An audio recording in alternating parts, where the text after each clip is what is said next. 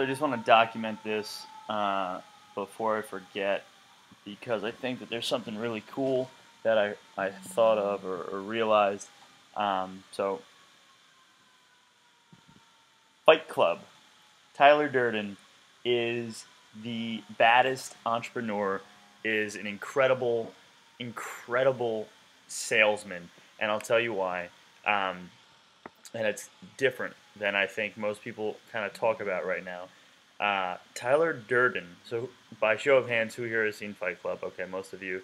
But let's just say you haven't, right? So, Fight Club is this badass movie about a fight club, right? So, this guy wants to totally.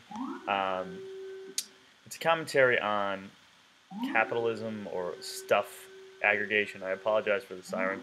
And the narrator and the protagonist wants to kind of attack it and attack the stuff accumulation thing that's going on in America, because he realizes that like everyone shops from IKEA and just buys things for the sake of having things, and he has a little bit of a breakdown. Um, and the way he deals in this breakdown is by starting a fight club, right? So rules are: day one, you show up to Fight Club, you have to fight. So you're shirtless and shoeless, and you fight someone from Fight Club, whether it's their first night or it's their whatever night, but someone needs to fight you. You have to get in a fight, blood, until someone surrenders, gives up, or it's called Fight Club. The rules of Fight Club: rule number one is you don't talk about Fight Club. Rule number two of Fight Club is that you don't talk about Fight Club. Rule number three is that on the first day of Fight Club, you fight. And so he starts this little society in this basement of a bar, and slowly, week after week, more and more people show up. More and more people are showing up to Fight Club. Now, you know the rules of Fight Club. I've just told you. Rule number one, you don't talk about it. Rule number two, you don't talk about it. So how does it keep growing? Well, clearly people are talking about Fight Club. Interesting. Interesting. People are talking about something that they're not supposed to be talking about. Why? I don't know yet. Next, this thing grows so much traction, right? It starts popping up in a bunch of different cities, and then one day, these guys, so Tyler, or not Tyler, but the main character lives in this like bombed out, dilapidated, condemned house. One day, there's a knock on the door. Never has knocks on the door. Knock on the door. There's someone outside. Who is it? Opens it. There's a guy out there, and he effectively says, "Sir, how can I serve you? I want to be a part of what you're doing here." It's different. Not most people don't get that. To which the response is, "Fuck you," slams the door. Next day, goes back out to the front door. The guy is still there. "Who the fuck do you think you are? You piece of shit. You're no good. I don't care. Get off my porch." Some more, cursing and fighting and fist raising. Slams the door. Goes out again. Next day, guy is still there. He's like, "I will beat your ass. I don't care who you are. I'm going to kill you. Like, if you don't get off my porch, it's your ass. You're dead." Fourth day, goes outside. There are now two people on the porch.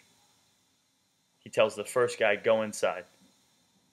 Tells the second guy to fuck off. "Get off my porch." And it continues.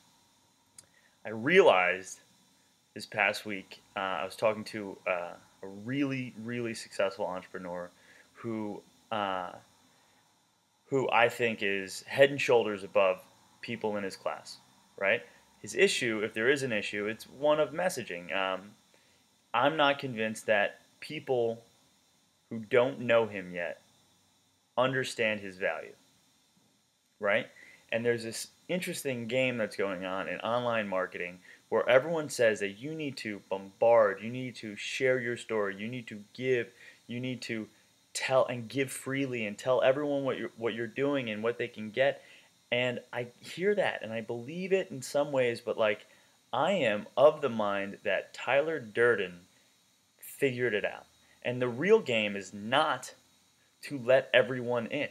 And really, what we need to do as badasses and as entrepreneurs, especially when we're providing service, right? And we're not trying to be a commodity, we're trying to be the best in class, is that we need to have people wait on the porch. We need to vet them. They need to prove that they're going to be the type of client that we want. They're going to need to prove that they're going to be the type of team member that we want. And if they don't prove it, why should you waste your time on marketing to them? And so I'm all about building funnels. I'm all about selling online and being systems driven and automated. Sure, I think it's cool, sort of, but the reality is, like, if you have a really good campaign that gets someone to opt in, like, what difference does it make? That's a free thing. They don't understand how valuable you are. They think that you give stuff away free. Cool. You want free stuff? Go to the place where there's free stuff. You want stuff that costs $1? Go to the dollar store. I don't sell stuff that costs $1. If you want to work with me, stand on my porch, prove that you want to be a part of this. Let's build businesses like Tyler Durden. People were like, it grew so well and it grew so fast because he said he didn't want it to grow. Because he was so sure of what it was that he stood for that the message spread like a wildfire. And because you couldn't just join.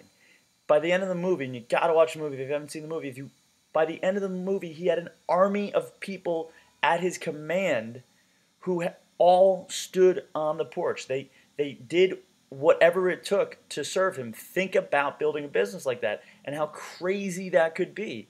How good is your messaging? How premium is your service? If you can't tell me, if you can't get people to wait outside for you yet, we need to talk because you're not telling a good enough story. All right, I've ranted now. This is 7 minutes, but I needed to get it out. I think it's cool. I'm going to do some more with it. We're going to build businesses like Tyler Durden. Sorry for the wobbly cam. Talk